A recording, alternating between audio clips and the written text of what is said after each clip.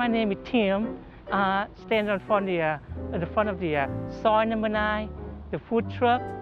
I used to work at Road College for a catering chef in the Road College for 7 years. I want to decide to do my own business. That's why I come up with the food truck. We bought the truck August 17, 2017. In 2 more months, gonna be 5 years.